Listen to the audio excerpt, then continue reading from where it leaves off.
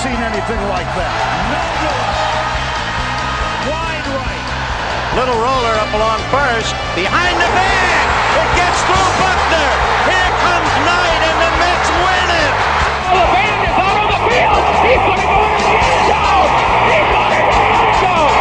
The Bears have won. The Bears have won. Oh, my God. You believe in miracles? Yes. It's the Davey Mac Sports Program, where we talk the sports and other stuff, like months of the year. Speaking of which, why is everyone tired on April 1st? Anyone? No? It's because they've just finished a long 31-day march. Yeah, that's so funny. I actually remembered to laugh this time. Yeah, I'm your musical director, Roy Harder, and here's your host, Mr. Eastside David McDonald, everybody. Come on, give it up for him. Give it up for him. Come on. Raucous enthusiasm, everybody. Come on. Don't you dare try to overcompensate with your horrible introduction with now some. I mean, listen, I do appreciate raucous enthusiasm. That is one of the things that I do appreciate. I like it when people bring raucous enthusiasm to the table. Yeah. Having said that, the phrase is, it's so funny I forgot to laugh. I mean, I'm not sure what that even means. It's so funny I remembered to laugh, and then you're laughing. And it's, listen, Davey Mac Sports Program on a Monday, March 9th, 2026. Myself, Eastside Dave McDonald, Roy Harder, Bobby Tamburo here with you. And we're going to give you a fantastic episode, even though we are in the sports dead zone. And this is when, yes, this is why I was begging for a week off. And then you sons of bitches, both of you, said, no, we got to keep going. We got to keep going. I'm like, but I need a spring break. I need a week off. And then it was like, well, Dave, we have a big show on the night. Yeah. And then our big guest, you know what? I'm throwing him under the bus. Can I? Yes, of course you can. Is he really not going to show up today? Because he is now planning to show up on the 16th next Monday. Sean O'Barry, a Davey Mac Sports Program original. In fact, someone who is foundational to the Davey Mac Sports Program itself. Without Sean O saying, hey, Dave, man, why we have some great studios here. Technically, they belong to Roy Harder, but we have these studios here at Skinny Man Studios on 44th and 8th. Was it, Roy? We were 1501 Broadway, so 40, like we were in the middle of Times Square. Back then. I always really thought it was like 44th and 8th or Broadway, whatever. But he goes, Davey Mac, do it over here, because believe it or not, at the time, Chris Pepper Stanley and I were sneaking into Sirius XM using his credentials. We would sneak into Sirius XM and record shows. Yeah. Totally illegally. Yeah. And that's why those two early 2010 shows are no longer available, because we don't want Sirius XM to either sue us or have us thrown in jail. That's right. In some ways, it could have been looked at as trespassing. Now, I was still working for Sirius XM at the time, doing special deliveries starring Sam and Dave on Saturday. So I did have like a kind of a pass, but I certainly didn't have access to the production studios where we could be doing a full-on legendary and award-winning broadcast. Best in show, iTunes editorial team. Sean O'Barry was the one who got us shifted over there. And of course, he's on the original incarnation and made some appearances on the Eastside Dave show. He was scheduled today. He couldn't go, and we're not going to give him any nonsense because something popped up. I didn't ask. I said, you don't have to say anything. Things pop up in life. No problem. Yeah. But now I'm booking a guest on the 16th for Sean O'Barry. So he has to show up on the 16th. Yes, young Daniel Bobo Curlin was scheduled to do the show on the 16th. Now, having said that, Oh my God! I always my like calendar here. I know. I always like to get Bobo right before the baseball season, the way we like to get Chris Stanley before football season. Bobo is we're going to have our big Major League Baseball preview special, and he's our baseball guy somehow. But I figured, you know what? Even the 23rd, or even the 30th. Okay. That's still before, baseball really starts in April. I know. These days they have a game or two on the 28th or 29th, whatever. Baseball starts in April. So as long as we get Bo on the 23rd or 30th, I'm good for the Major League Baseball preview special. But we are booking Bo for Sean O'Barry. He can't bail on us. Otherwise, he is absolutely pulling a flutesy. All right, fair enough. Hey, David, I have a quick question for you. I don't want to throw you off, but it's in response to. Do you remember the first time when Shauno actually invited you guys over to check out the studio to see if it's appropriate? And I remember that day very well. And it was Chris Stanley who came by, and he was kind of scoping out the joint, whatnot. I always wanted to ask you, how come you never came by the studio? You just kind of showed up after Chris gave you the thumbs up. Roy, in all honesty, I'm the type of guy, you could put me in the middle of a forest with a microphone. Yeah. As long as it plugs in somewhere and is recording somewhere, I'm good to go. So it really was Chris Stanley, who I kind of knew Shauno through the Ron and Fez bar nights. Mm-hmm. And I'm a social butterfly, folks have said. Chris Stanley, antisocial, shut in, angry, and fat. Don't forget fat, David. Hey! JD Salinger esque. I said, Chris, if it makes you feel comfortable, go over there, and basically just to make sure that it's not the mob or something. We got some guys named Vinny and Goomba playing cards, and they shoot us in the head because of some disparaging comments we said about the Yankees or something. So. Yeah. He had to go over and start look for himself. You can put me in a broom closet, brother. Dude, I'll never forget Chris coming around, and like he stuck his head in my studio, and Sean was like, "Hey, this is Chris, the guy I was telling you about with the radio show." And I'm looking at Chris like, who the hell is Sean bringing him? What kind of junkie is Sean bringing to my studio? I'm like, keep an eye on this guy. He looks like he's going to steal a microphone or two. Oh yeah. No. He did. He ended up stealing a microphone or two, some headphones, and one time he said, "Dave, man, I'm thinking of taking the black keys off of Roy's keyboard." And I'm like, "Well, wouldn't it be easier to steal the whole keyboard?" He's like, "No, it's in honor of the band, Dave, man. I want to go to one of their shows and just make a suit out of black keys." And I'm like, "Okay, odd idea."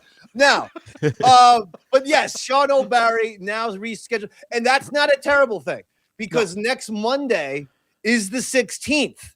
Yes. And as you know, one of the all-time great sketches that we did, myself, Roy Harder, Sean O'Barry, and Chris Pepper Stanley was St. Patty's Day Pete and his sidekick, Drunken Seamus. And don't forget, I always post that video on the 16th because we shot it on the 16th. That's right. We talk about it in the video being on the 16th. So that's a March 16th in preparation of St. Patty's Day. So now we actually have Sean O'Barry, who really was the star of that video, as St. Patty's Day Pete and his sidekick, Drunken Seamus, were trying to talk Sean O into drinking, partying, and then I believe at one point murdering his boss, Roy Harder. That would be me, David. Yes, that's right. And Pepper and I played characters, but we kept Sean O'Barry and Roy Harder as the same people. So I'm really excited. We will play St. Patty's Day Pete on the air next week. Bobby, please. One good thing, and I know the Ides of March is technically the 15th, but the 16th is pretty close. So bumping Bobo, the guy most likely to stab you in the back in your crew, a couple weeks down the road is probably the best thing. Why do you say that? I can't think of a more loyal human being than Bo. If you ever take a picture with any of the former mayors of New York City, you're on a list. Well, listen, Bo has very strong opinions about New York City mayors. It will make for some interesting questions when he does show up, whether that be the 23rd or the 30th. because this new mayor, oh boy, but we're not going to get it. We are not getting into that today. We are in the sports dead zone. And what I mean by that is that not a lot's going on. However, the WBC is helping. That's the World Baseball Classic. And that's been fun. The last time they did this, it was sensational. It's extremely exciting. The fans go crazy for these WBC matchups. It's a combination of like the World Series and Mardi Gras with these people. It's insane. I do dig that. Pretty soon, let's see, we got WBC. That will bring us into March Madness. So once we get into March Madness, we got some fun. That brings us into NBA and NHL playoffs. And then right around the corner, opening day, Major League Baseball. Then you get Kentucky Derby. Then you get the Masters, the best prestigious golf tournament. So we are almost there, but we still are a few weeks out. So this is going to be a quick in and out Davey Mac Sports Program. We've got a lot of stuff to do. A lot of exciting news for you Davey Mac Sports Program fans who have been following us all these years, but I'm not going to get into any of it. We still have pen to paper, so to speak. That's right. That needs to be completed. But the point is we're going to have some fun. The WBC is going on. America took on Great Britain in a rematch of 1776, Roy. Yes. If you remember it well, David. You remember who won that matchup? The Hessians. I'm going to go with the U.S., David. I got a 50-50 on this one. That's right. The United States. Apparently, the place where they had the Boston Tea Party, the place responsible for Paul Revere, a real, if you're going to say what was important in the revolutionary time period, you're talking Boston, you're talking New York, you're talking Philly, and you are talking about the great state of New Jersey, which they say 80% of the Revolutionary War was fought on Jersey soil. As a proud New Jerseyan, that makes me proud. As far as that's the state. Cities go, Philly, New York, obviously Boston. Right? That's right. So the Americans defeated Great Britain 9-1, Roy. Oh. But Great Britain got out in the first inning to a 1-0 lead. And this is what the official Boston Red Sox Twitter account tweets out. Robert, do you have this graphic? Okay, there it is. The British are coming! Exclamation point! And they're all wearing red coats. Yeah. That's from the Boston Red Sox account. And in my personal opinion, that made it seem like they are happy about the British coming, that they are pro-Britain or Great Britain, so to speak. Yeah. That they were jubilant. They could have said, uh-oh, or, oh, no, one if by land, two if by, watch out. Oh, the Americans have to rally because the British are coming. They didn't say that.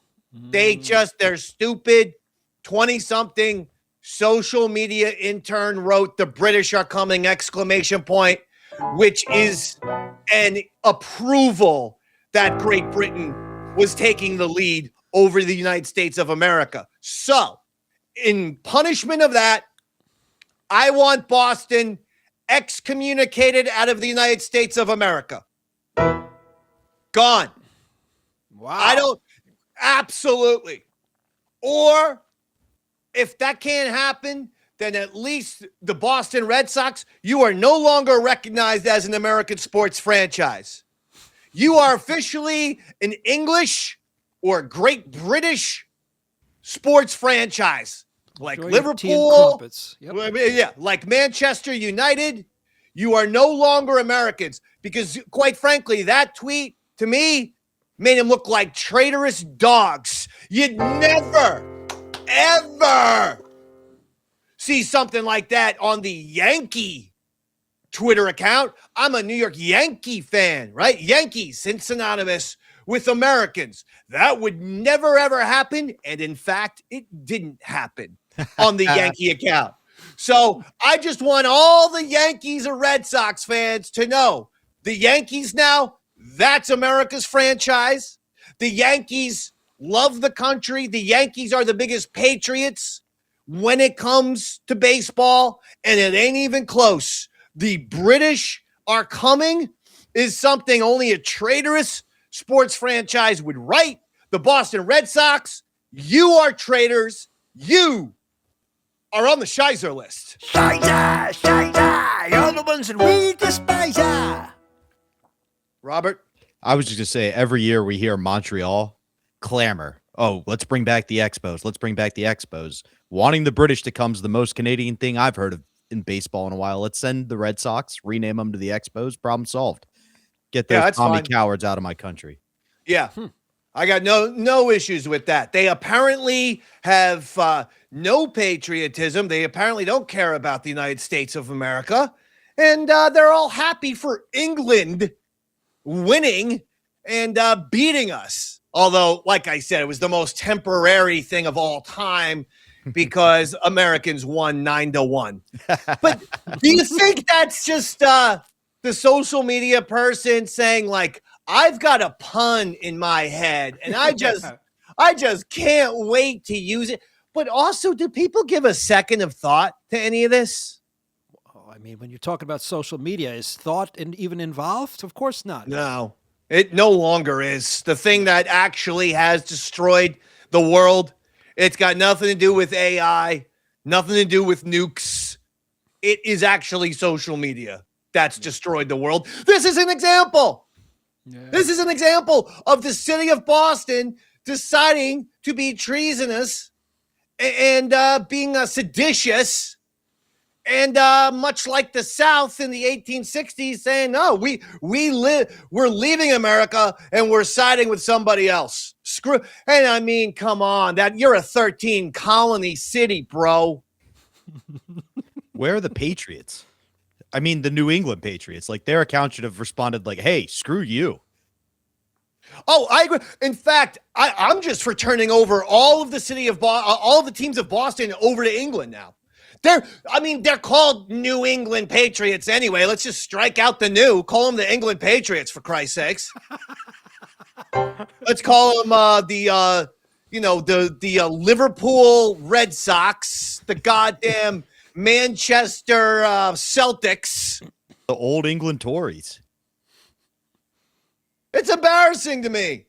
As a Yankee, and by the way, this wasn't just me. There was all kinds of Americans all over the place absolutely giving hell to the Boston Red Sox Twitter account for good reason. This would never happen with the Yankees. Never. The Yankees now, by doing nothing, are so much superior at this point in time than the Red Sox. It's not even funny. This wouldn't happen. Even a total dweeb like Hal Steinbrenner would understand that. Even a total weasel, a ferret like Brian Cashman would understand what kind of bad optics these are. So that was disgusting to me. And speaking of Brian Cashman, all anyone's talking about is Team USA. Aaron Judge, obviously the Yankees' best player, in my opinion, the best player in all of Major League Baseball. Mm-hmm. Apparently he and Bryce Harper are besties. And remember, this Bryce Harper years ago, now at this point, 5 years ago, I guess it was 6 years ago, was desperate to be a New York Yankee when he became a free agent after starting his career with the Washington Nationals. He said he hit free agency, said that he'd love to be a Yankee, said his favorite Yankee was Mickey Mantle, says he loves the history of the Yankees in addition to just loving the Yankees right now. He loves the whole history, the pride, the honor, the organization. And Brian Cashman didn't go after him aggressively, thought he was asking for too much money, which was $30 million a year for about 10 years or so. At this point in time, it would have been a bargain. At that, now where guys are making, the Dodgers gave Kyle Tucker $60 million, folks, or close to it. Bryce Harper's twice the player that Kyle Tucker's had. He's had twice the resume. And Bryce Harper's making 30. That's a Timu contract in 2026. But the Yankees always make this mistake under Hal Steinbrenner, not under George, under Hal, which is, he's asking for way too much money. Not understanding that the contracts in baseball skyrocket. They just go up, up, up, up, up, up. So just sign the guy for what he wants. In 5 years, your contract will look like a bargain. Yeah. And now we're having to watch Bryce Harper. After Aaron Judge hit a home run, he put an imaginary crown. Bryce Harper put an imaginary crown on Aaron Judge's head, signifying that he's the king of baseball. And they're getting along, and everyone loves, and they're friends, and they're frolicking together. And it's like a Disney movie with a kid and his dog. The relationship between Harper and Bryce. Harper and Judge. And the Yankees didn't go after this Bryce Harper when they had the opportunity. That will never stop making me angry, especially because not only can Bryce Harper play outfield, now with the Phillies, he's turned himself into a pretty damn good first baseman. So now you have flexibility with Bryce Harper. Stick him in the outfield, stick him at first base. He's great. So I'm still not over it. Brian Cashman, Hal Steinbrenner, put yourselves on a Shiza list. Shiza, you're the ones that we despise. And I got a third one. Oh. ESPN. Oh, yeah. You got a problem with that, Bobby? No, I love Davey Shizer. I like it when you're fired up. This is the ruckus enthusiasm Roy asked for. Yeah. Hell yeah, get him, dog. Okay. Get him. I was. You better not be smart. You better not smart me. There was that. Someone from Miller's Crossing said that, and it always made me laugh. Like it wasn't like you have a smart mouth or don't be a wise guy. It was like, you better not smart me again. You're always trying to smart me. And I just always thought that was funny. ESPN. They put out their ranking of the top 100 players in baseball. We are not going to do them all. I'll give you 10 through 1. In case you're asking who specifically did this, Buster Olney, Jeff Passan, and other ESPN baseball analysts, so to speak. Yeah. All right, that's it. It was all, it's not players, not managers from baseball itself. It's just the ESPN talking head dudes who did this. Take it with a grain of salt. I got a little bit. Okay. Number 10, right fielder for the Braves, Ronald Acuna Jr., great player. No issues. Number 9, Julio Rodriguez, center fielder for the Mariners. He's really come on lately. He's fantastic. No issues. Number 8, Garrett Crochet, pitcher for the Red Sox. He's excellent. Little high for my taste, especially because the Boston Red Sox are traitors to the United States of America. Number 7, Cal Big Dumper Raleigh, the great catcher who hit 60 home runs for the Mariners last year and had some great years anyway. Besides that, still don't like his name of Big Dumper because they gave that name as a literal nickname because he does have a very large ass. Yeah. No other way to say it. I think it's disgusting. Is he Dominican by any chance? No, he's a Caucasian. Oh, now that is interesting. Cal Raleigh. I mean, Jesus Christ, Roy. That guy sounds like a fucking pilgrim. Yeah, I know. But big dumper. I ought to just automatically assume he's Dominican. Well, he's a catcher. Sometimes those catchers, but couldn't we have said something other than dumper? Dumper makes me think of poo. Of course. Or Heine. I mean, it doesn't just make me think of ass. It actually makes me think of like more fecal matter, like he's taking a dump. It's disgusting. I'm sorry. Number 6, Paul Skeens, pitcher for the Pirates. No issues. The guy's a phenom. He's unbelievable. Number 5, Juan Soto, outfielder for the Mets. This year, they're putting him from right field to left field. No issues. as far as hitter, no question he's a top 5 guy. Wow. So 5 out of 5 so far you've got no problem with.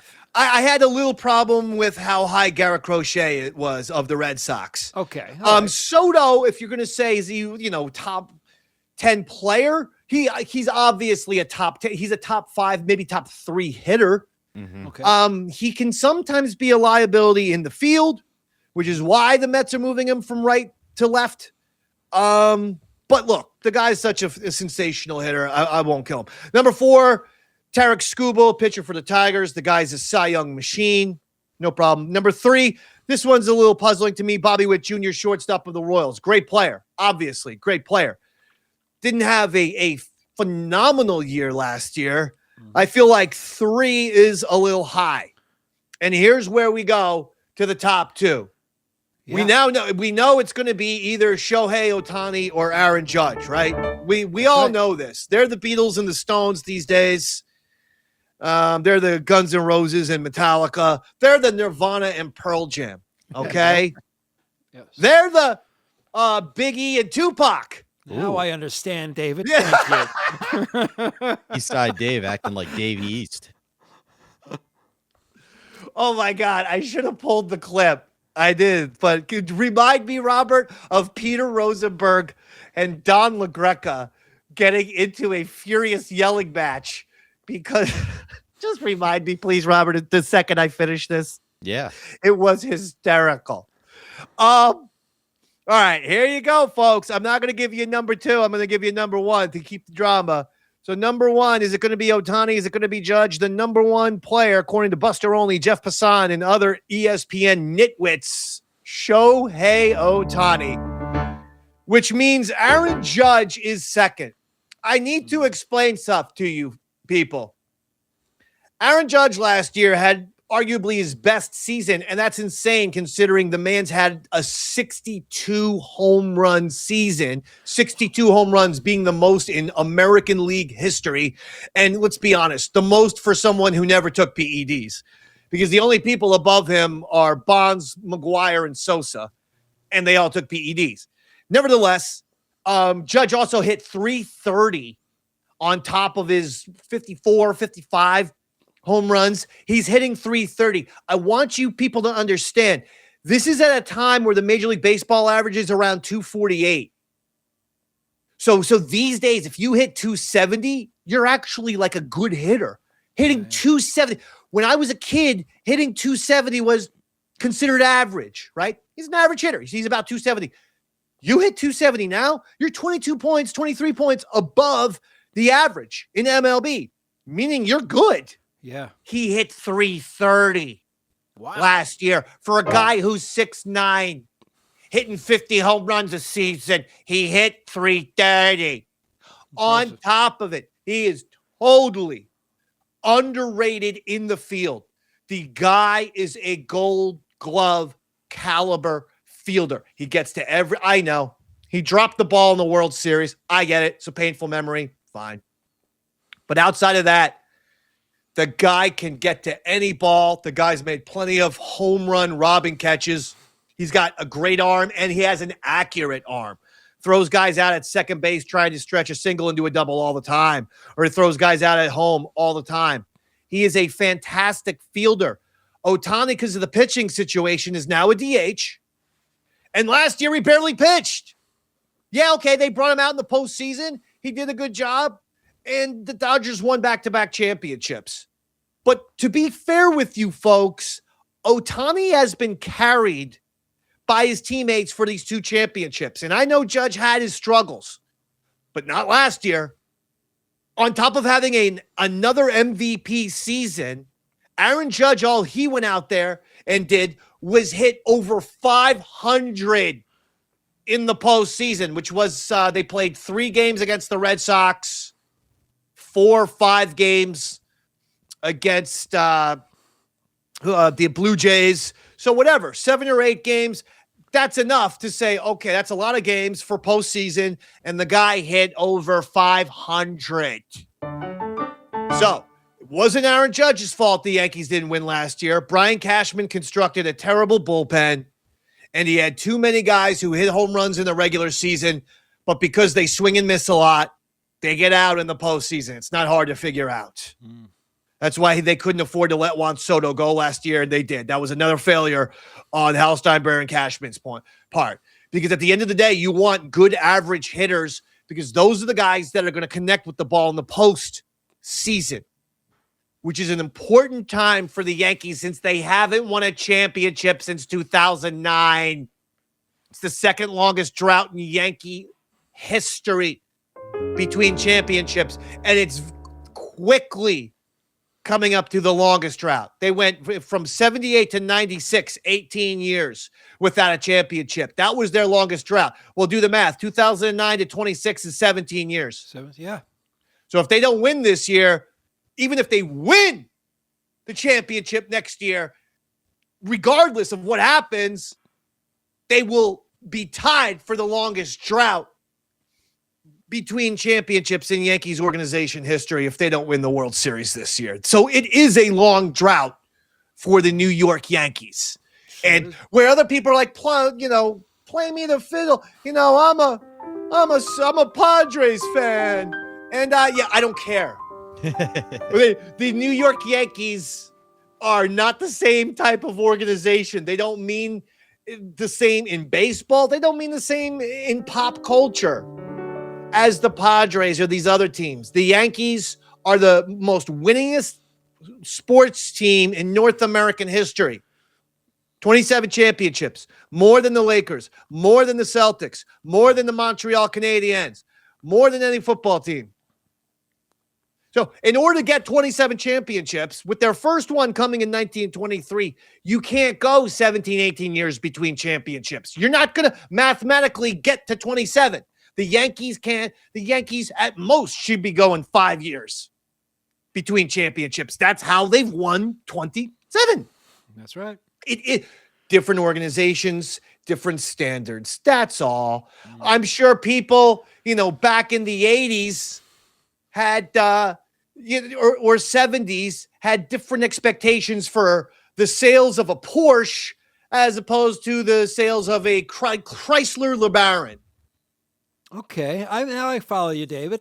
Makes sense. Or that car that always blew up. What was that called, Roy? A Pinto or something? No, An Irish car. What I was going to say Miata, but you may be right. Maybe a Pinto. I don't know. Right? There was some cheap car known for blowing up. Because for the some gas reason tank was located somewhere. Yeah, the word I Pinto remember this. or somewhere around there comes to mind. Bobby will tell us in a second. Well, don't worry about it. The point is the Yankees are a gold standard. So you absolutely need to have different expectations. That's all. But I don't know what Aaron Judge has to do to get the respect out of Buster Olney or Jeff Passan or these other imbeciles from ESPN. My point is that Ohtani's a DH these days, people. It's not like he's playing the outfield when he doesn't pitch. He's not doing that. He's DHing. And last year, he barely pitched. The year before that, he didn't pitch at all. So they keep doing this as if he's this dual guy. He's out there every fifth day and he's playing the outfield. He's not playing the outfield. He's not out there every fifth day. And he hasn't been doing that in the last 2 years. 2 or 3 seasons. So basically what I'm telling you is Ohtani's a glorified DH. That's all he is. Interesting. Buster Olney. Okay, Jeff Passan, everyone at ESPN, Shizer. You're the ones that we despise. Triple Shizers today, but I couldn't take it anymore. A couple weeks ago, I was actually DHing myself, and I noticed that I started to sprain my wrist and my back and stuff like that. But what were you doing? DHing? What does that mean? Designated hitter is what DH stands for. Oh, I apologize. My bad. I thought it was something else, David. Something else entirely. But I don't take it back. I take it back. What were you doing? Yeah, what were you doing, Roy? Because Robert and I don't understand the reference, but it sounded masturbatory. Well, I'd rather not say now, David. Thank you. This is one of those What a times where I psychopath. feel like money just separates us. Yeah, Roy's doing things that you and I can't even comprehend, Dave. Yeah. What a I noticed I was getting really dehydrated every time I DH'd.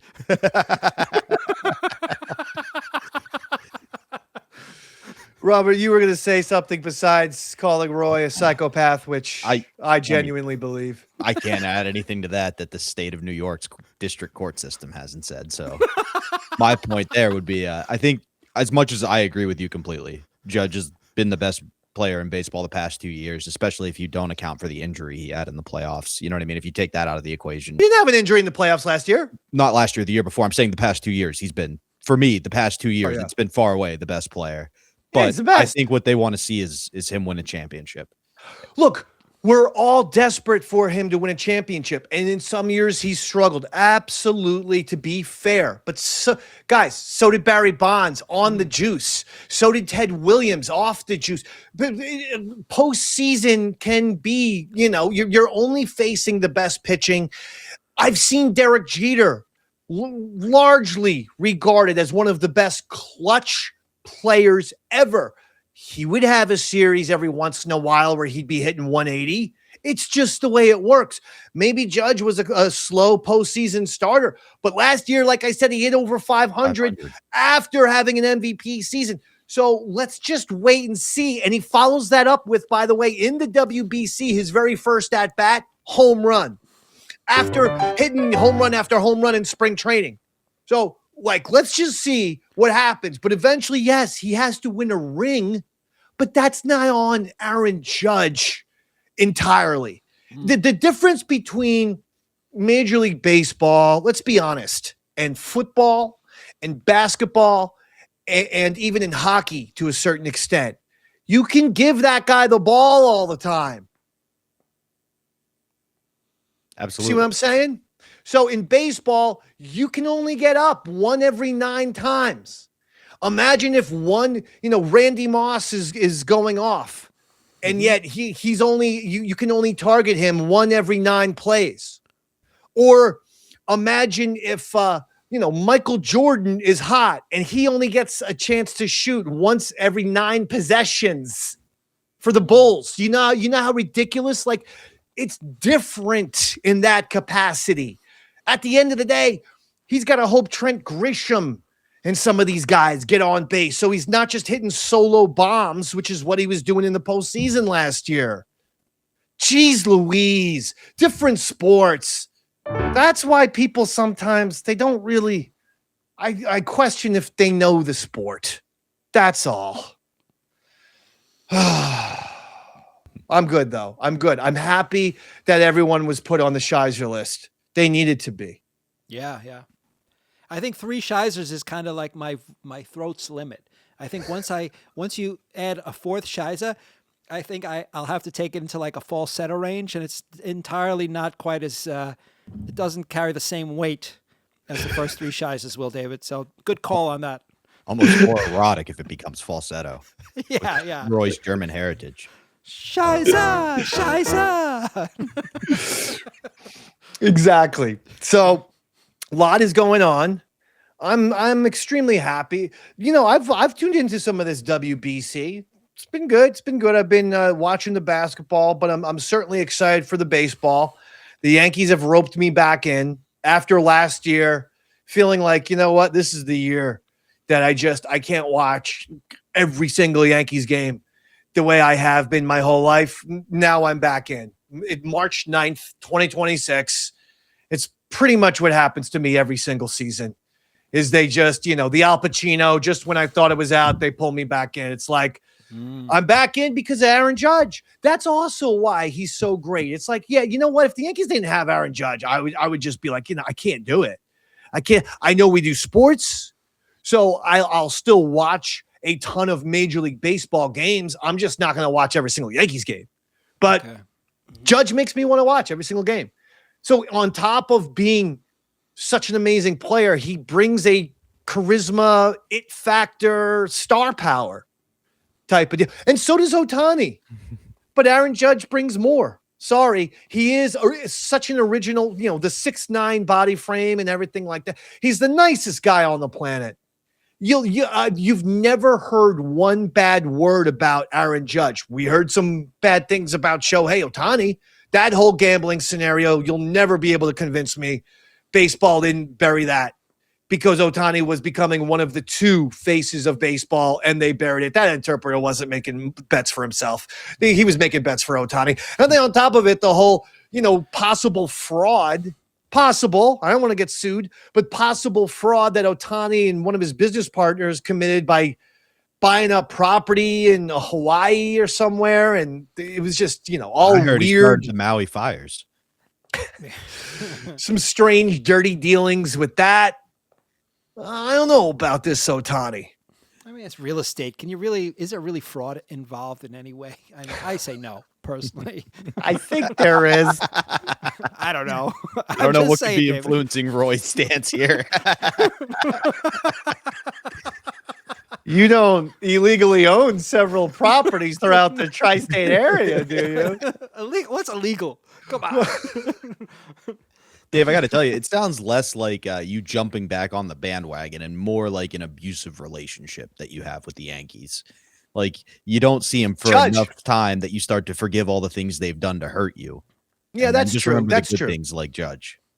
It's Judge. Judge pulls me. And there's some other guys. Garrett Cole is returning. I love me some Garrett Cole. And there are some reasons to be excited, but there's some reasons to be ticked off. I feel like Trent Grisham had a career year last year.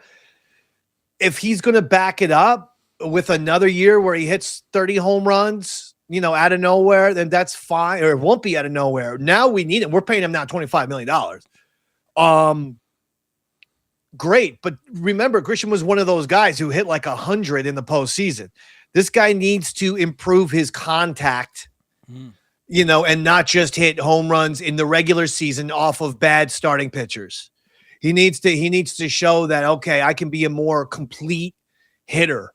And there's a bunch of guys. I mean, Jason Dominguez, I'm a big fan of, and they're talking about, well, they might not have a spot for him. They're going to start maybe Dominguez off in AAA. It's like, what? What are we doing? I need to chuckle. I need to have a little break, a little laugh. I am going to try not to talk, but Funhouse on Twitter posted a big master mixtape of Mike Francesa taking calls on baseball's opening day. And it's such a great mix of, callers either pranking him. I don't know if you're aware, Roy, but for years and years and years, Mike has been cursed with people pranking him about saying former Yankee first baseman / DH Jason Giambi. I don't know how it got started, but people will just always ask for trades with Jason Giambi. Sometimes the trades won't even have anything to do with baseball. In other words, it could be like the Knicks saying like, hey, Mike, do you think the Knicks could get Giannis Antetokounmpo for Jason Giambi? Could the Knicks? And this was just a big, huge, slugger that looked like he would have been in, Major League, the movie with Charlie Sheen. And like he looked like a guy who would have been on that Yankees, that fictitious version of the Yankees. Right. Yeah. So most famous for missing time because he got literal worms. Yep. And also backstage, he or behind the scenes, the reputation is Jason Giambi. Plays like an all-star, parties like a rock star, and like a porn star. So he was quite the off-the-field fun times guy, in addition to being, he was a little bit of a steroid guy himself, but he did hit a lot of homers for the Yankees. Anyway, it's a combination, but if you hear Giambi, instant prank. It's a combination of instant pranks, but also just people apparently, quote, not bringing anything to the table, which is my favorite thing with Mike. In other words, in Mike's judgment, I've made a career out of it, David.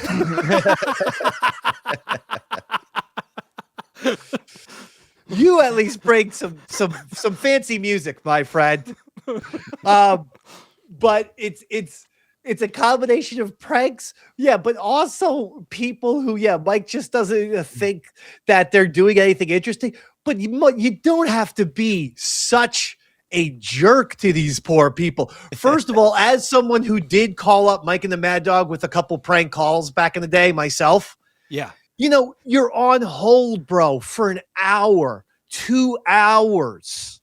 Sometimes don't they pre-screen you and be like, yes. Hey, what's your question for? Okay. Yes. So you give them a fake thing, right? Yeah. I have a trade proposition for Mike and the Mad Dog. And, one of my calls was a Knicks trade when I wanted to get Kevin Garnett. And yes, I too used Jason Giambi to get, Kevin Garnett. And, Mike will his patent. You waited on hold an hour and a half for that. You stood there, you wasted everybody's time, you wasted my time, you wasted your phone bill for an hour and a half. An hour and a half, you waited for that call. Like he can't understand the concept of fun, or just like, yes, I'm going to have fun and hear my stupid voice and prank call on the radio. So yes, I'll wait an hour and a half to get on the air. But so watch this master tape of Mike Francesa either getting prank called or having callers just not bringing anything to the table and just simply enjoy. This is so good. Scott in Plainview. What's up, Scott? Hey, Mike. How are you? I'm on Good. my way to my birthday dinner. What an opening day. I was just wondering, with Mickey Callaway winning today, and he's 2-0, is that the best winning percentage in opening day history for the Mets? I don't know. Why don't you look it up? Ian in Bridgeport. What's up, Ian? Hey, Mike, happy opening day. How about it, huh? What's happening? With the Yankees and Bird and Voigt, what a great problem to have, huh? Especially when they're looking across the field at the Orioles. Oh, God. I don't think I can take any more of these calls. I'll try. I mean, my God. I mean, you guys got to do better than this. Kevin in East Rutherford. What's up, Kevin? Hey, Mike, how are you again today? What's going on? I know it's only one game. The Mets look good. The Gorham pitched well. Cano had a key hit, which was really the only offense. Hey, Kevin, you don't have to recap the whole game. What's the point? Danny in Staten Island. What's up, Danny? Hey, Mike, thanks for taking my call. Yeah. I didn't have to wait long. That was great. Just a great day of sports. I mean, having opening day today, the games tonight. Quickly on the Mets. Do you think they'll go 162-0? Tommy in Lincoln Park. What's up, Tommy? Hey, Mike, how you doing? Good. Just want to talk about Greg Bird and Luke Voigt. I think Luke Voigt ultimately wins the first base job. He already won it. He already won it. He won it. He never lost it. It was his the whole time. But do you think he ultimately nails it home because he wears a size small jersey and has huge muscles and wears no undershirt? Don't waste anybody's time, especially mine. Joe in Queens. What's up, Joe? Hey, Mike, it's Joe. How you doing? Good. Man? What's happening? In regards to Robbie Cano, and I was wondering if you think, do you think that he and Jason Giambi can make the Mets? I guess it's more on hour. Is really what it is. The Orioles, the lineup is horrible. I mean, the Yankees just beat up on them. It wasn't even as soon as they put those 3 runs up on the board, and you knew it was pretty much over, But and then Bird hits that meaningless. I think it was a meaningless home run. No, Nick, I don't know what you did. Listen, thanks, but you're not bringing much to the dance. Back after this. I tell you that we got to come up with a workout plan. The Mike Francesa phone workout plan. I gotta tell you something right now. Eddie, Mike Francesa here. Eddie, if one of these nitwit phone screeners puts another bad call through, okay? I got an 1874 Smith & Wesson that I'm just going to put up to their head. And I'm not saying, Eddie, that I'm going to pull the trigger. I'm saying we're going to reenact the scene from Deer Hunter. Okay, well, we're going to spin the chamber, Russian roulette, and just see if the phone screener can survive. Because I'm not doing this, Eddie. Okay? Chernoff didn't bring me back here, Eddie, to get bombarded by a bunch of nitwits and imbeciles on the phones. Okay? Now we got Bobby. This one says Bobby from Pennsylvania on the line. Hey, Mike. I'm a big 76ers fan, but I feel like Joel Embiid's injuries have really been plaguing the team. Do you think it would be possible to get rid of Embiid, offload some of that payroll, and pick up a role player like, I don't know, Jason Giambi? Okay, Eddie, this is what I'm talking about. Eddie, take me off there. Let me talk back is going on right here, Eddie. Eddie, I am dead serious. Okay, I will take you out. I will take Chernoff out. Okay, I don't need to tell you. My last name is Francesa. Okay, I also don't need to tell you. 2 houses down. Okay, in Long Island, the last name is Gambino. Okay, and we have a close relationship. So, unless you want to wind up with cement boots in the bottom of the Hudson River, you start yelling at the phone screener. I don't know if it's an intern. Okay, I don't know if it's a brand new producer. Okay, get me some calls. Vito from the Bronx, you're on the Mike Francesa show. Hey, Mike. First time, long time. Vito. Hey, just to recap, the Yankees, they had a chance to get Bryce Harper, but they decided not to, even though he wanted to be, one of those longtime Yankee fans, only wanted $30 million. What do you think about that situation? I think it was a mistake that they didn't get after, Harper. Well, I'm worried they're going to make the same mistake with this free agent Jason Giambi, who's available right now. Okay, Eddie, let me hit the thing. Okay, let me just cover this microphone here. Eddie, I swear to God, you're dead. Okay? Eddie, I am not messing around today. Okay? Opening day baseball. And this is what you do to me? Okay, Eddie, I promise you I will send you into Dante's 7th level of hell. Sydney from Brooklyn. Sydney, what do you got? Hey, Mike. Big baseball fan here. Sid, it seems like you have a real problem with your phone screener, Eddie. Yeah. What if Eddie, unfortunately, is actually my board op / producer who hired the phone screener. I guess he hired Mr. Magoo doing the calls today. But it's Eddie's responsibility at the end of the day. It sounds like you could really use someone in to have your back in your cleanup position. Yeah. What if you got rid of Eddie and brought in Jason Giambi? Okay, get him off.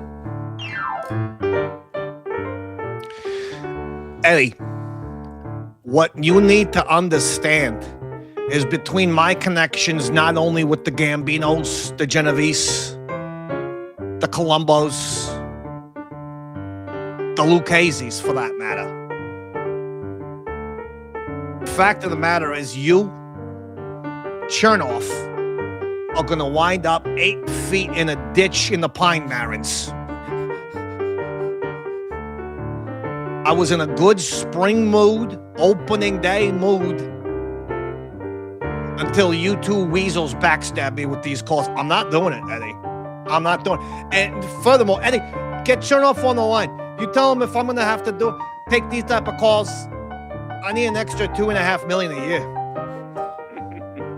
Because Eddie, I'm pretty sure you're giving me a brain tumor.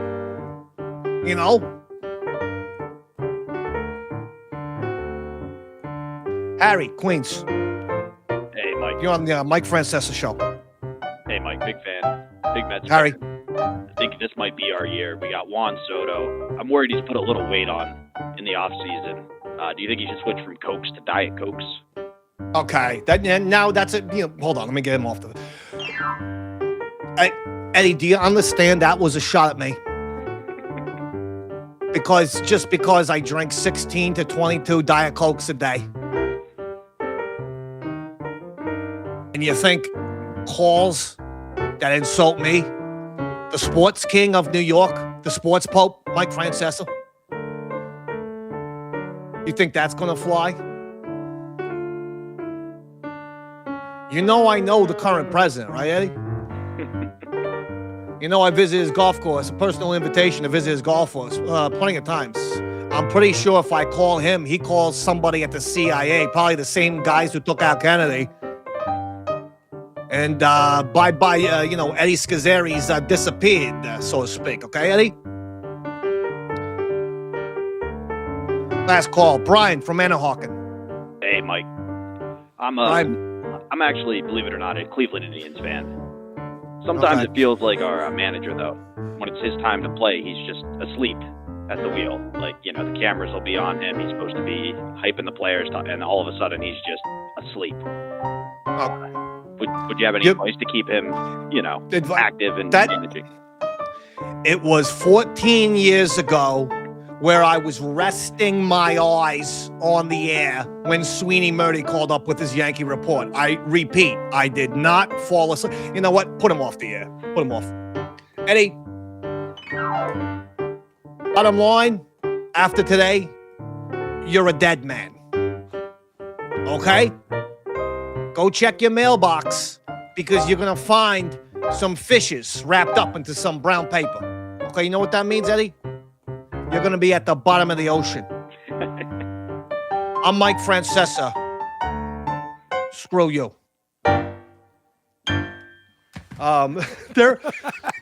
There is nothing better than watching that man get upset. And he gets upset at everyone. That last call, he wasn't even a prank call. The guy just couldn't really get to his point. Sometimes it happens when you're on the radio, you know. It's nervous. Like, nervous or excited or something. And it's like, don't you give him the chance to be like, God, Johnny, or whatever his name is, get to your point. Like, what is the main idea here? But instead, you're not bringing anything to the dance, which I just love. Oh my God, that guy's the best. Roy. Yes, sir. Something I thought you would be interested in because you're a musician. I'd like you to see if I'm off base here. Okay. I was watching ESPN today. Right. Trying to watch ESPN. The Sports Center is so it wasn't ESPN because ESPN is, on a weekday, First Take, Get Up, blah, blah, blah. But ESPN News or whatever. And I have a company that, in my opinion, is in the running for best current commercial jingle. Oh, now, I'm intrigued. They've had this jingle for quite some time. Why I'm impressed is nowadays with each new commercial, they kind of alter it. They keep the lyrics. Okay. But they slightly will change the music and the song. This particular one was on ESPN because it had a sports theme. The dad, it was a dad taking his kid to some sporting event, I think a football game or baseball game or something. And I believe currently, you know me.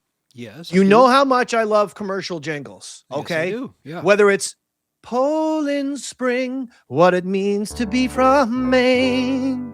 Yeah, it's a good one. You're not fully clean unless you're just fully clean. Excellent. That's a great one.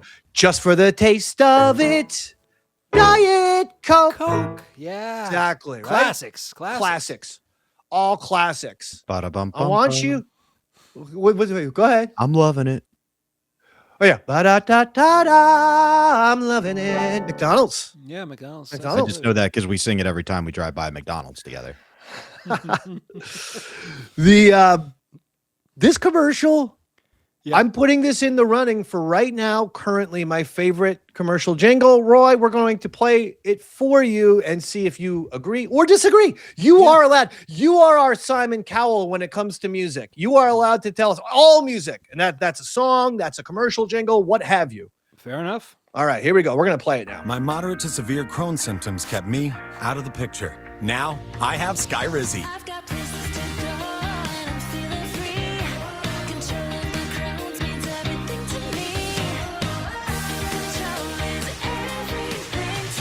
And now I'm back in the That's picture. it. Skyrizi That's it. is the Okay. Nice. That's Skyrizi. It's a medication for something I'm not 100%. Or Crohn's. They said Crohn's at the beginning. Yeah, Crohn's disease. That's okay. right. And what is that exactly? And I'm not making fun of it in case anyone has it here on the Davey Mac Sports Program viewing audience. I don't have it, but if you do, it's actually a surprisingly controversial disease because some doctors say it's up here, but I believe Crohn's is known as a intestinal disorder, or I should say digestive tract disorder. That's typically like your stomach hurts a lot, or you make weird poopies or something like that. In all honesty, then I might have it because I have had a lot of stomach issues the last year and a half. Yeah, you definitely are a Crohn's candidate for sure. Yeah. I've had stomach issues for a long time. And so now, due to this fantastic commercial jingle, I am going to look into this medication. Robert, can you just cue it up one last time before we ask Roy to give his Simon Cowell critique? Yeah. And you're critiquing the jingle. Yes. Only the jingle. Forget about the Crohn's disease, which I may have. To severe Crohn's symptoms kept me out of the picture. Now I have Skyrizi.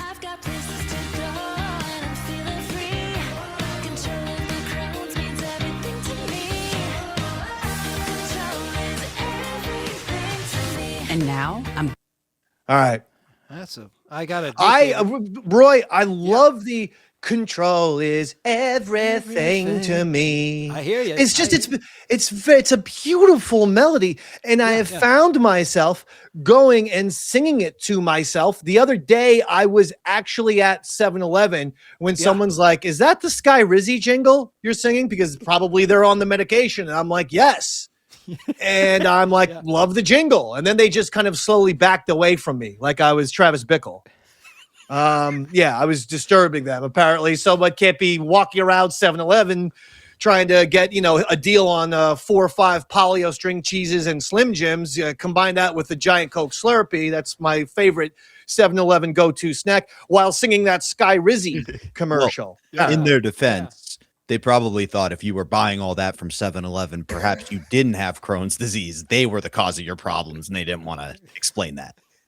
Well, they should have told me. They should have said, listen, you stupid idiot. All the Slim Jims and Polly-O and your 44-ounce Coke Slurpee are causing your quote-unquote Crohn's disease. Yeah. But Roy, as a jingle, I really love the control is everything to me. Ba-da-da-da-da. The key to a great jingle, David, and I know because I've written quite a few in my day. I can't take credit for this one, although I will if no one steps forward. I'll say it was one of mine, but but right now it isn't. So I'm going to say this: the melody is key, and they got a good melody there. And I'm going to make a special announcement. I'm going to give them my golden ticket, David.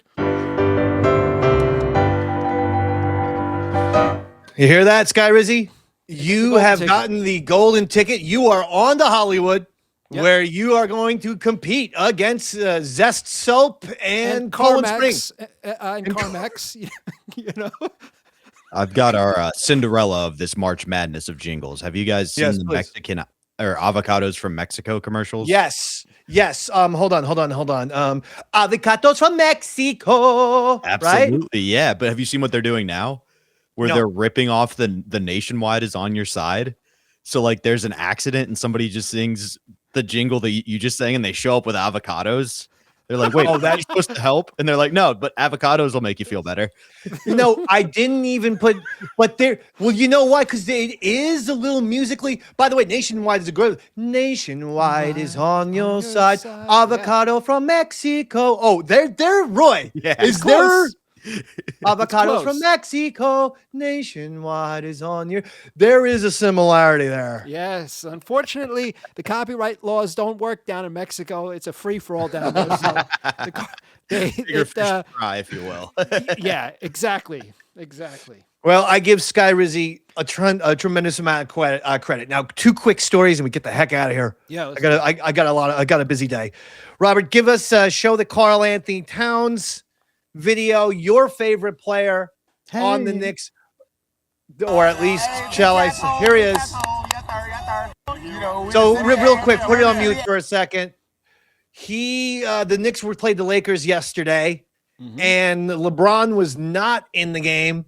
So Karl Anthony-Townes decided to do LeBron's famous, chalk thing, or powder thing that he does where he pours the powder on the desk, gets his hands in it, and then claps like he's Gandalf and some sort of, like he's some sort of wizard, right? And stuff. That's a LeBron move. And so Cat decided to make fun of him and do it. Sadly, the Lakers beat the Knicks 110-97. So they beat the Knicks by 13 points. Now, Cat did have technically, before Robert goes off on Karl Anthony-Townes, Cat had a good game with 25 points and 16 rebounds. I was going to say, can I be honest? I saw the Cat stat line. He should make fun of LeBron every game. Like, if he's going to play that well, he should actually do this. Now, that said, may I unmute for 1 second? We can just hear this guy talk. Yeah, okay. We're the City Angels. Hey, Big Cat's home. Big Cat's home. Yes, sir. Yes, sir. Do I need to say anymore? No, the allegations are legit. I don't know what these allegations are implying. You're implying it's a Seinfeld, not that there's anything wrong with that scenario with Karl Anthony-Townes, correct? Yes. Okay. Assuming have you is a closeted seen homosexual. He has a beautiful girlfriend. Okay. So did Elton John for a while. Yeah, okay. Doesn't mean anything. I've never seen a man that good with powder. It's almost like he's used to doing makeup or things like that, when he goes to read to children at lunchtime. Look, I don't care. If he keeps putting up 25 and 16, Cat, you do whatever you want. You become the Liberace of the Knicks, as far as I'm concerned. You start coming out there and, flashy, bedazzled, Knicks outfits and things like that. I wish my brother LeBron was here. He changed the walkout for the Knicks to "It's Raining Men," and he's just dancing the whole way. I like it because despite all of the haters, Cat just keeps swimming, as they said in Finding Nemo. He keeps pushing forward. 25 and 16. I'll take that every day of the week. It would be a lot easier to make fun of him if he was playing like he used to.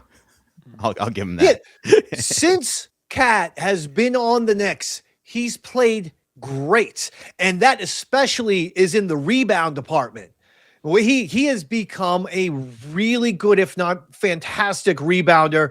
I think he's top 2 or 3 in the league.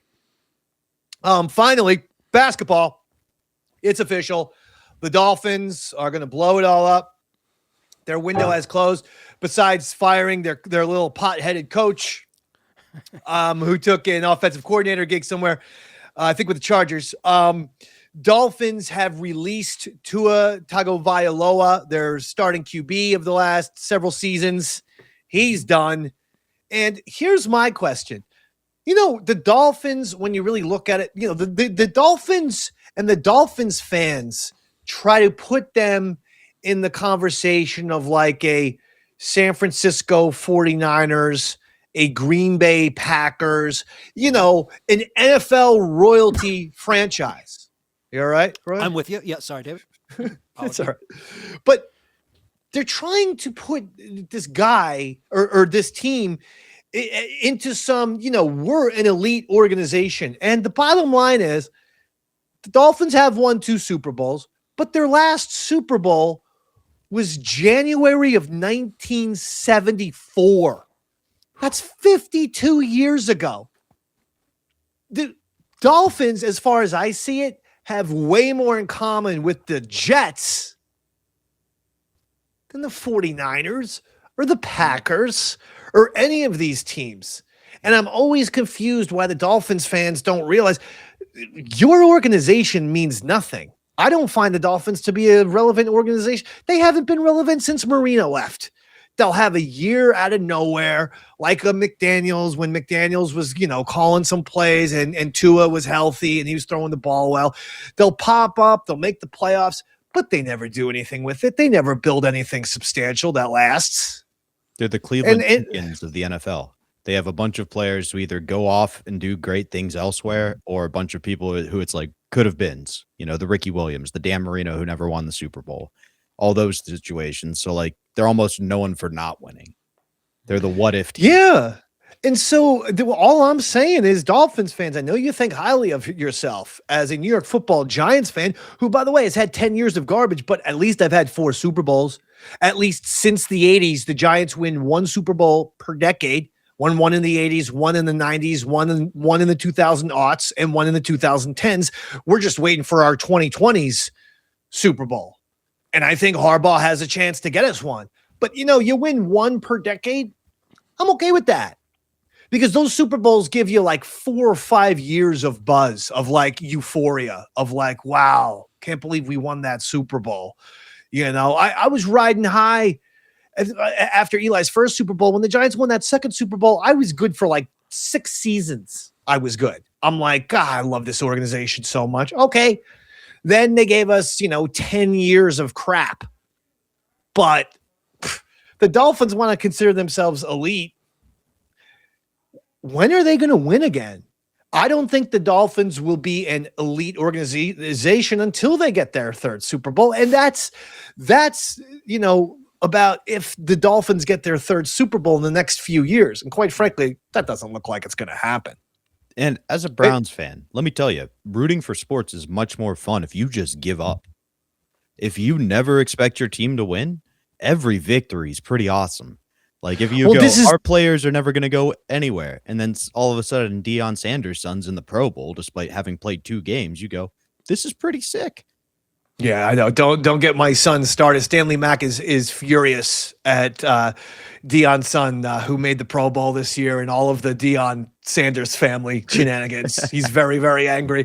He actually said he wanted Deion Sanders himself to be kicked out of the league forever. Like that he shouldn't be allowed to be at the Hall of Fame ceremony. He's got some real hot takes. I mean, honestly, I see where he's coming from. I kind of enjoy it. Remember when Peyton Hillis got to be the Madden cover?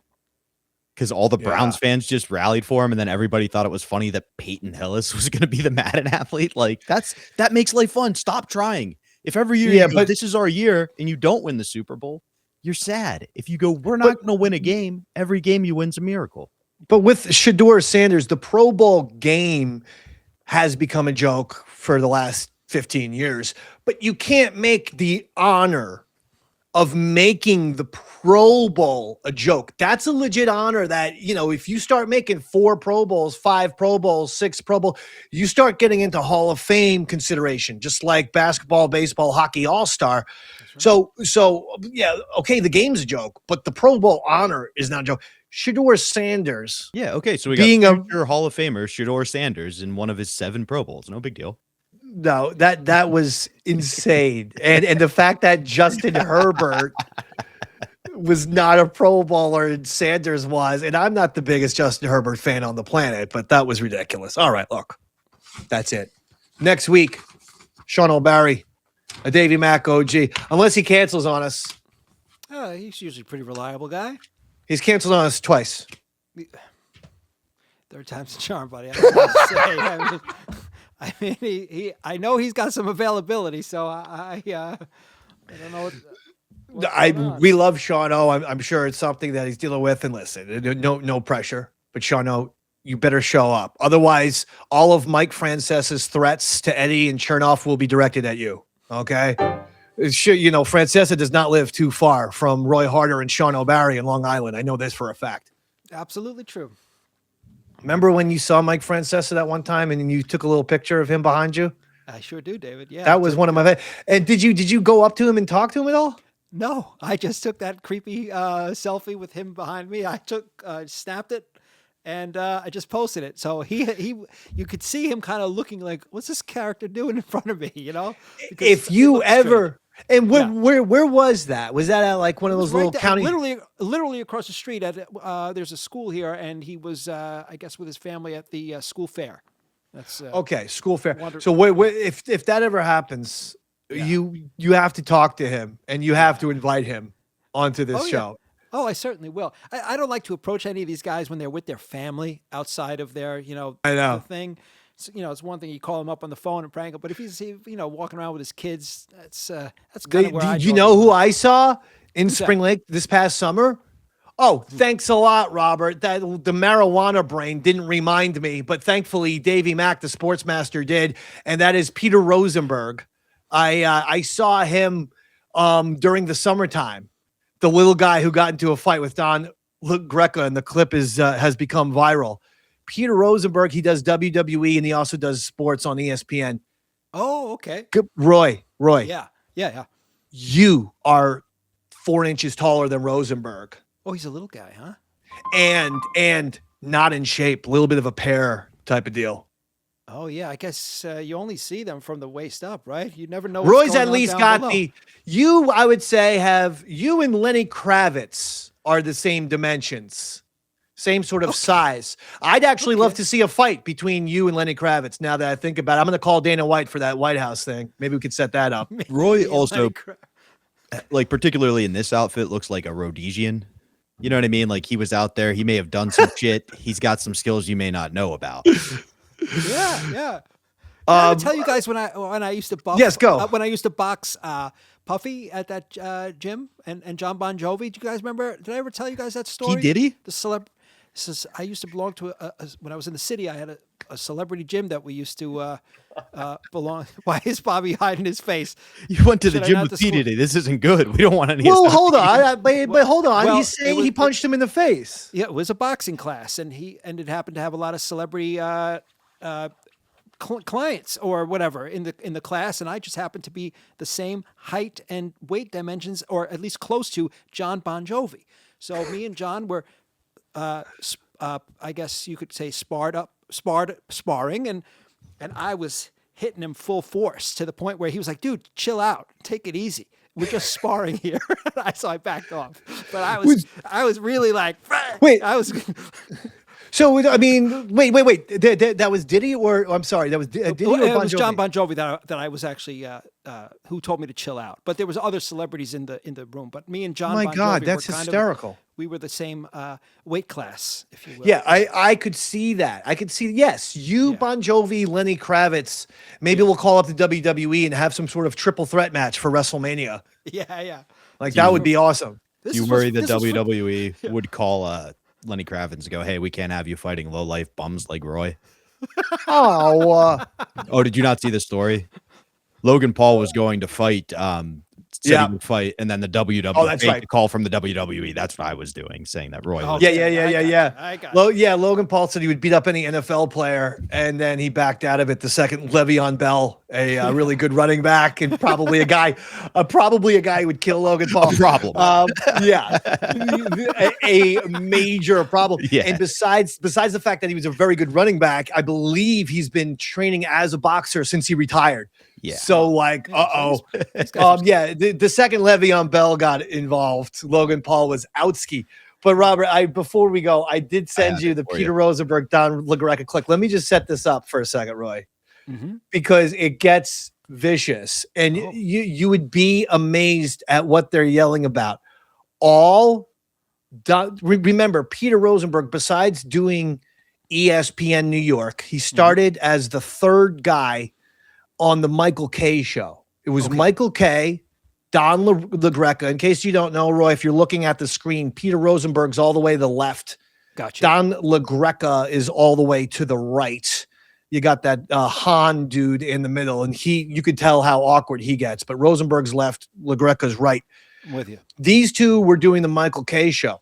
Michael Kay recently, just very recently, gave an interview where he said our ratings went down when we started getting political. And then he kind of threw Rosenberg under the bus. And he goes, Rosenberg's very liberal. And by the way, folks, this is Davey Mac talking. I'm not conservative. I'm not liberal. I'm nothing. So don't even, I'm not on any side. But Kay said, look, we are in New York, and there's a mix. There's a real mix, but everyone's not liberal. And he goes, Peter started to get way too political, and our ratings went down the tubes.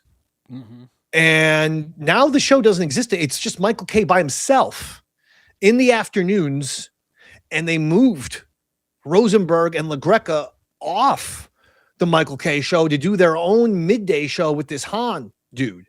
So what I'm saying is, in some ways, Rosenberg's responsible for that crew that at one point was getting very good ratings. Yeah. Rosenberg is perhaps responsible for them no longer existing.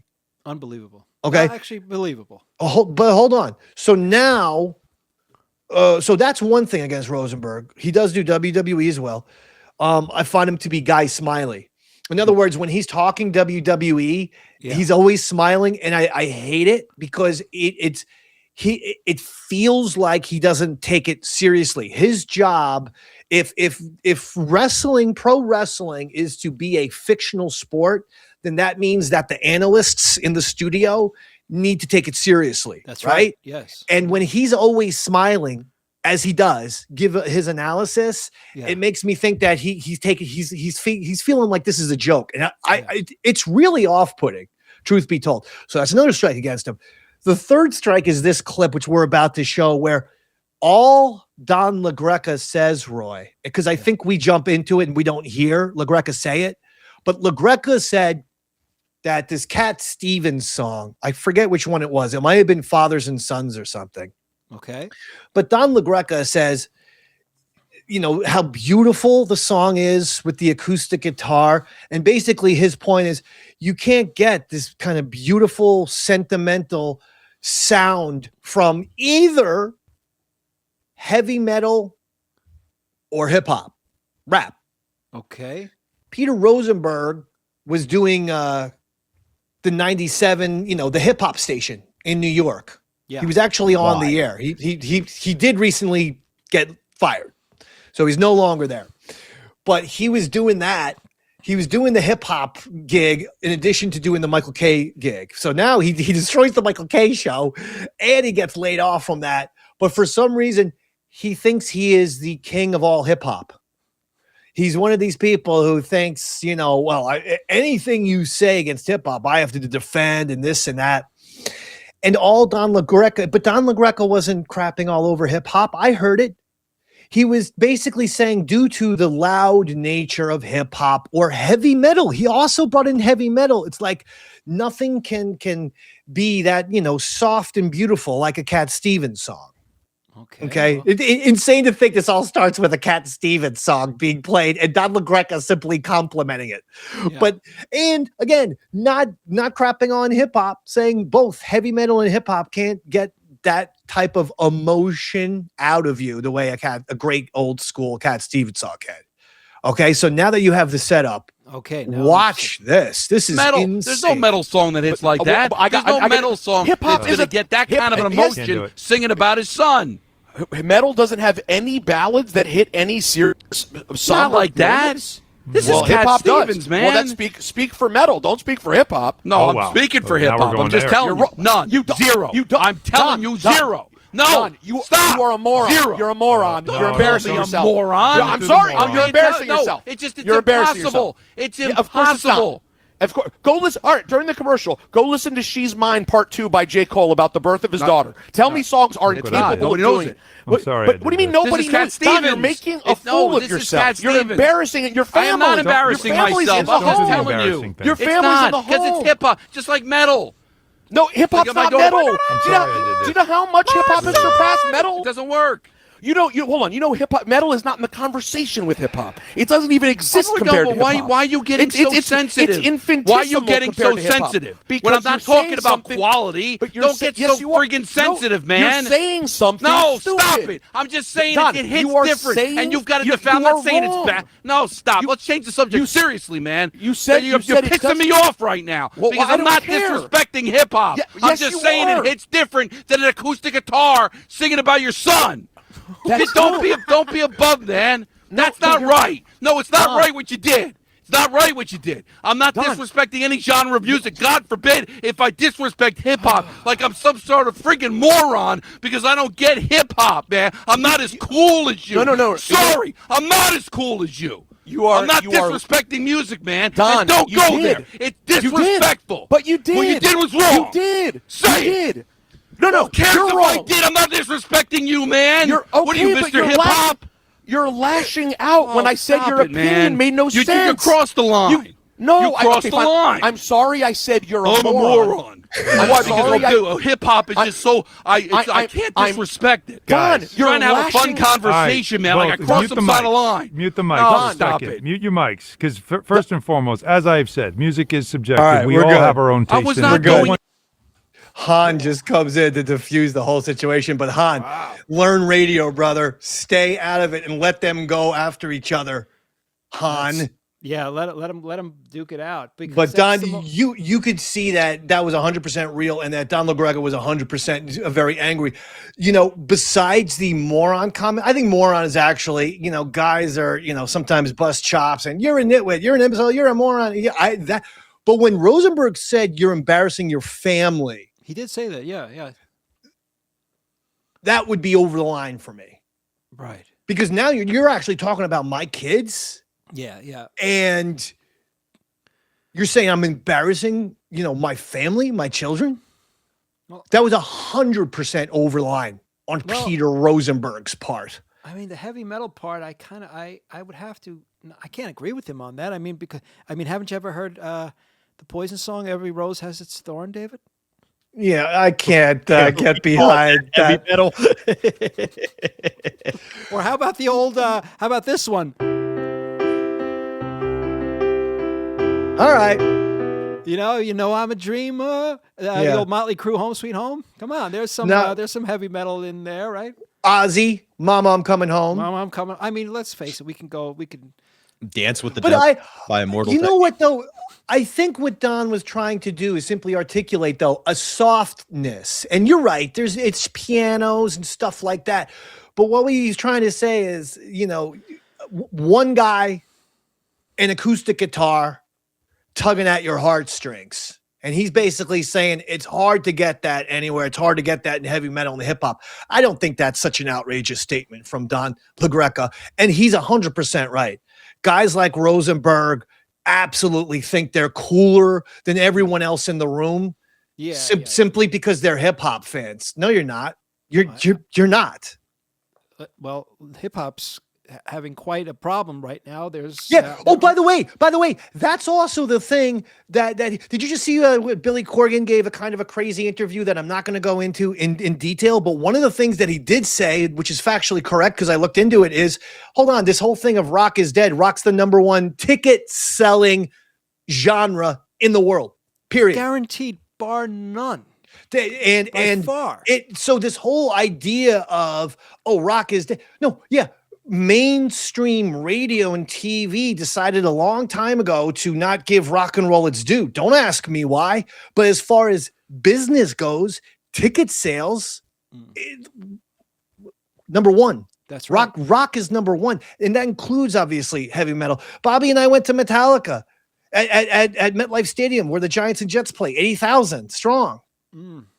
I was at that same stadium with you for Guns N' Roses, David. Guns N' Roses sold out. Rolling Stones sold out. Pearl Jam can sell out any arena or baseball stadium. They choose not to do football stadiums, but they've done Madison Square Garden 1 billion times. They sell it out like that. And not even just the big names. We saw a stadium full of people sing along to Breaking Benjamin. That's like a D-list rock band. Just to give you an idea of how prevalent it is. Like people are still into it big time.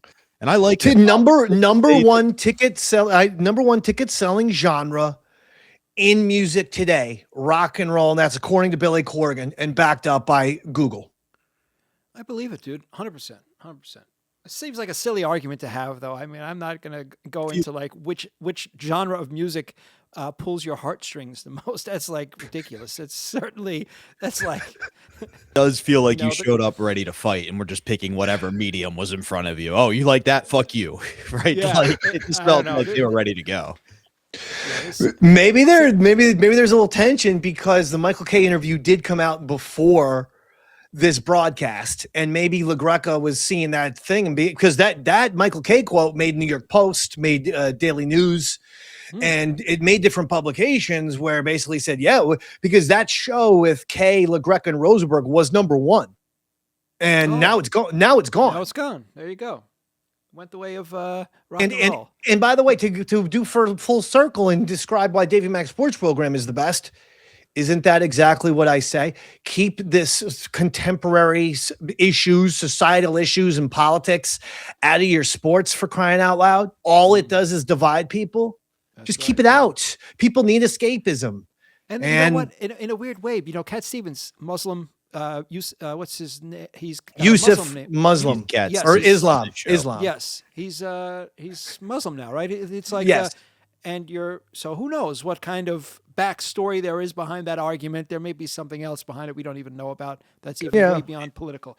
Who knows? I just think it was Donald Greca, watched Guardians of the Galaxy 2, heard the song at the end of the movie, was like, this is great. And then just said, hey, man, nothing hits the heartstrings like a good Cat Stevens. And truly, for Rosenberg not to take it so personally about, the last person on the planet who is the spokesman for hip hop is Peter Rosenberg. I tend to think of actual rappers like a Jay-Z or a Dr. Dre as maybe folks, Snoop Dogg as folks that maybe have, more to say. Okay, if they have a viewpoint, maybe we could listen to them. I'm not going to listen to Peter Rosenberg, for Christ's sakes. Although in Peter's defense, a lot of Rosenbergs were the ones who kind of built that entire industry and propped it up. So he may have some familial relation too. Oh, Jesus. All right. Listen, on that note, Roy Harder, anything to plug, please? On that note. Yeah, no, actually, I may actually have a canceled gig coming up, but I'm about to check my messages to get to the bottom of this, but nothing to plug for me, David. Okay. Nothing to plug for Roy. Bobby? April 4th, Oneida, New York, whatever that university is in the middle of nowhere. I will be there. We're going to have a Bobby Tamburo and Friends show. I don't know a lot of the friends, but it's going to be a Bobby Tamburo and Friends show. And more importantly, after the show, it's the return of the game show everybody loved. How could you forget 420? We're going to be doing it live at the Wise Guys Bar, I believe, in Oneida, New York. So come on out. Oh, that sounds awesome. Okay, make sure you check those things out. Davey Mac Sports Program, going great. Modern Day Man, we just joined Wits Comedy Network. Check that out. Tales from Satellite, going great. But for there, patreon.com/Eastside Dave. And then just check out all the videos and shorts and podcasts and everything on Eastside Dave TV on YouTube. And that'll do it for Roy Harder. For Bobby Tamburo, my name is Eastside Dave McDonald. Good night, everybody.